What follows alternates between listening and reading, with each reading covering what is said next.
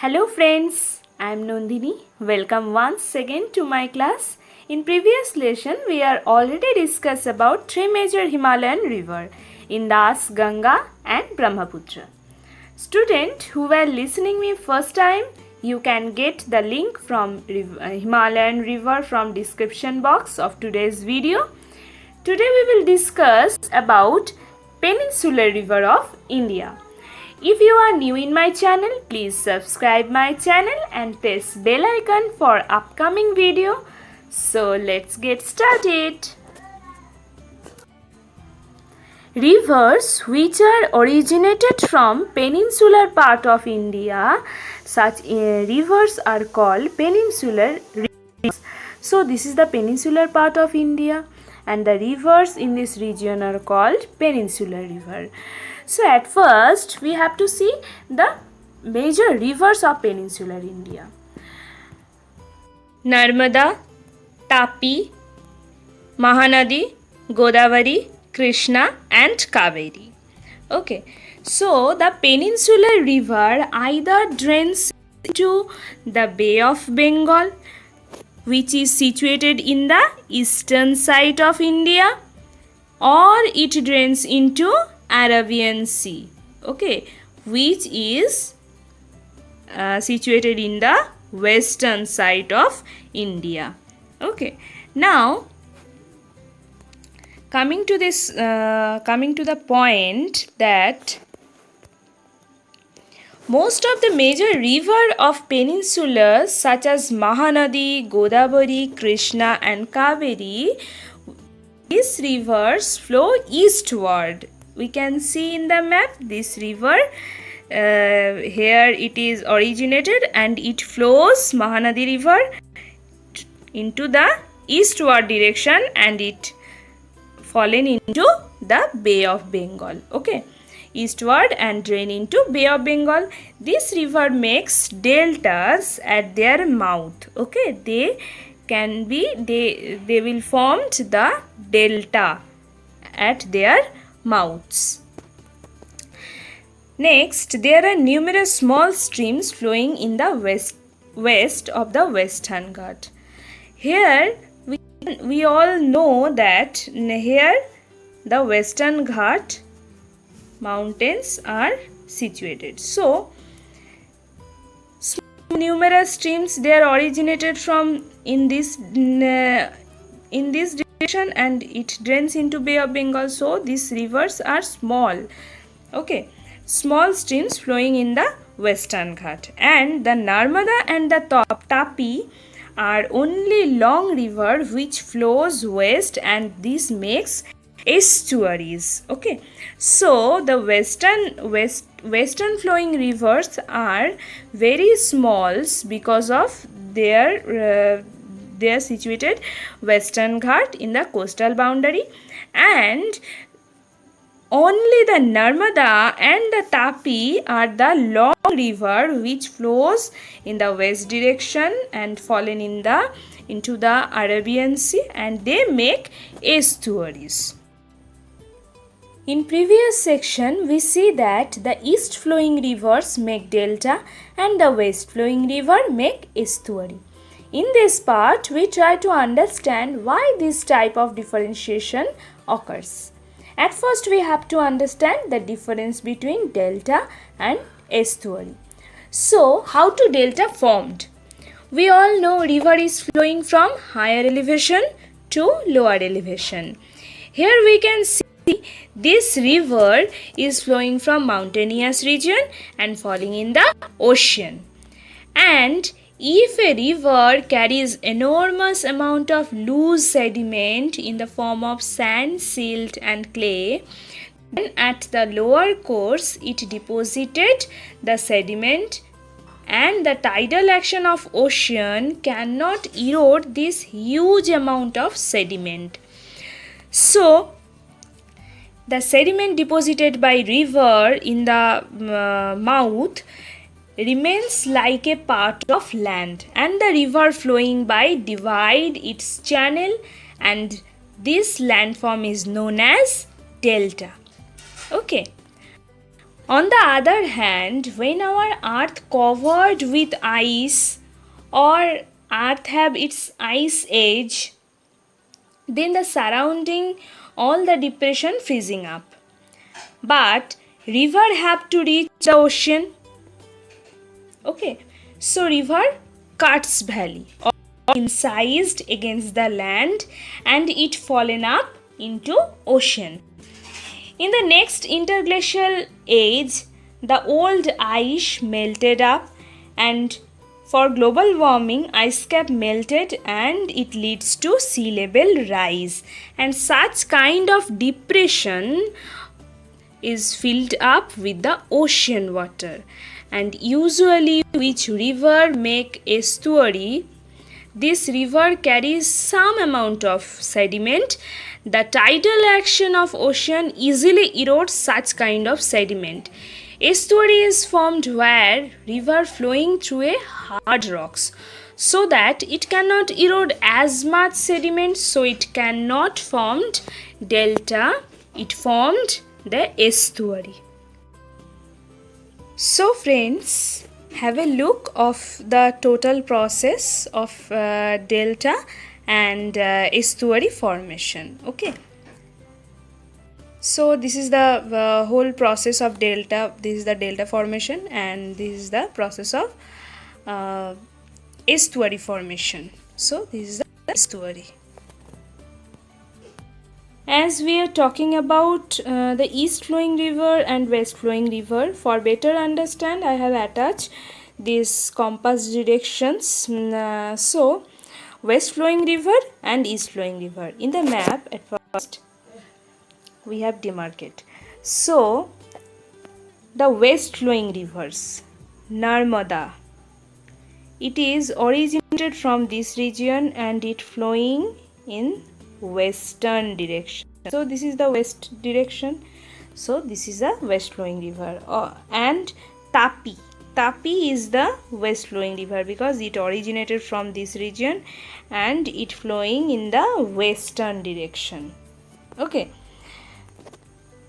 so these two are the long river, and some short river also found in this region, that are Sabarmati, Mahi, Periyar, etc. And the east flowing river of peninsular India. So east flowing river, Mahanadi, the Mahanadi river originated from this region and it this region and it flowing in the east. Godavari, this is flowing, also flowing in the east and fallen up in the Bay of Bengal. The Krishna, this is also east flowing river, and the Kaveri is the east flowing river. Okay, so coming to the next slide. Here in the map you can see the location of Narmada river, and here is the real picture of Narmada. Basically, Narmada originated from Amarkantak hill in Madhya Pradesh. Okay, so here it is originated and it flowing towards west. Okay, nextly, the Narmada creates many picturesque locations. That means it created very beautiful landforms. The marble rocks near Jabalpur, where the Narmada flows through a deep gorge, and the Dhuadhar Falls, where the river plunges over steep rocks, are some of notable ones. It is the picture of Dhuadhar Fall, and it is seems to be very beautiful. If you any one of you go to YouTube and search for Dhuadhar Falls, you have already enjoy the beauty of it. It's really very beautiful.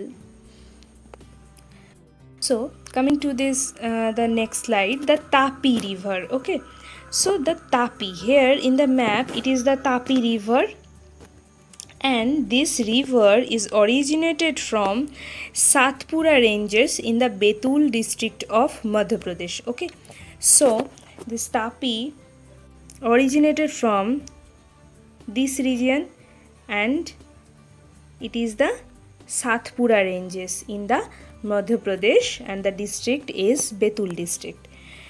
Its basin covers part of Madhya Pradesh, Gujarat and the Maharashtra. This river is flowing through Madhya Pradesh, Gujarat and some parts of Maharashtra. Okay. Now the river Godavari. Godavari is the largest peninsular river in India. The source. This is the Godavari river. So the Godavari originated from the slopes of Western Ghat. It is the Western Ghat mountains. So Godavari originated from the slopes of Western Ghat, and it flows eastward and it fallen up into the Bay of Bengal. Okay.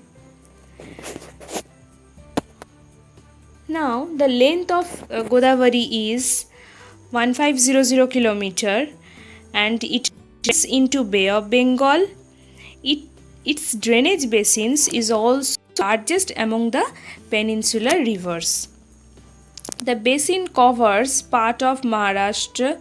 About 50% of the basin area lies in the Maharashtra. Okay, and Orissa, Andhra Pradesh, etc.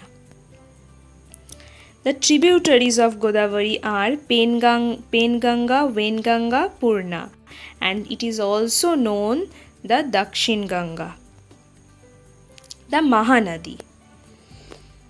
So it is the Mahanadi. Here in the map we can easily found the Mahanadi river. Here it is the Mahanadi river. So this river rises from the highlands of Chhattisgarh. Okay, so it is Chhattisgarh and the highlands of Chhattisgarh. It is rises or originated. The length of Mahanadi river is 860 kilometer, 860 kilometer, and it flows through Orissa and to reach the Bay of Bengal. Its drainage basin is shared by Maharashtra, Chhattisgarh, Jharkhand and Orissa. Nextly, the Krishna basin. So the source, it rising from a spring near Mahabaleshwar. Okay, the length of Krishna basin is 1400 kilometer, and the tributaries of Krishna river are Tungabhadra. Here we can see in this map that it is the Krishna river. Okay, and the tributaries are Koena, Tungabhadra, Bhima, okay, Mushi, etc. Now its drainage basin is shared by Maharashtra, Karnataka and Andhra Pradesh. It flowing through these states, Maharashtra, Karnataka and Andhra Pradesh. And now the Kaveri basin. The source or the Kaveri basin rises in the Bhimagiri range of Western Ghat. It is also originated from the Western Ghats, slopes of Western Ghat, and it reaches in the Bay of Bengal. Length of Kaveri river is 760 kilometer. Tributaries are Amaravati, Hemavati and Kabini. Its basin drains part of Karnataka, Kerala, Tamil Nadu, or it flowing through these states, Karnataka, Kerala and Tamil Nadu. Now the river Kaveri makes the second biggest waterfall in India. Okay, it is known as Sivasamudram. So the Sivasamudram is the second biggest waterfall in India. The fall supplies hydroelectric power to Mysore, Bangalore and the Kolar Goldfield.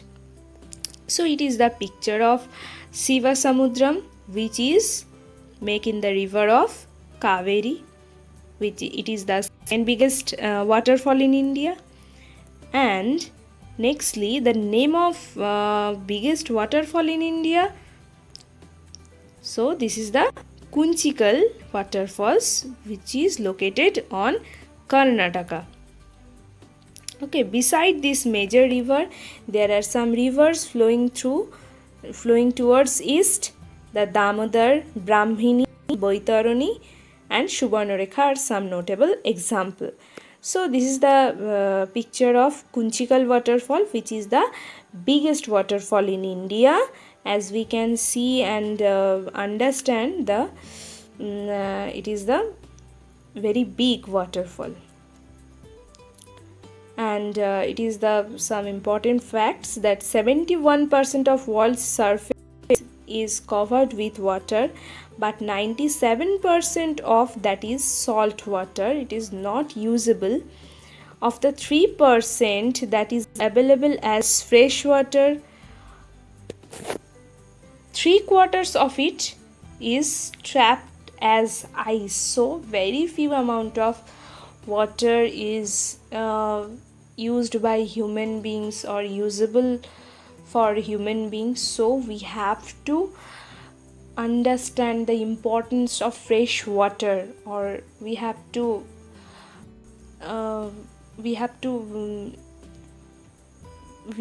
understand the importance of wise use of water. Okay, thanks for watching my video. Please stay home, stay safe.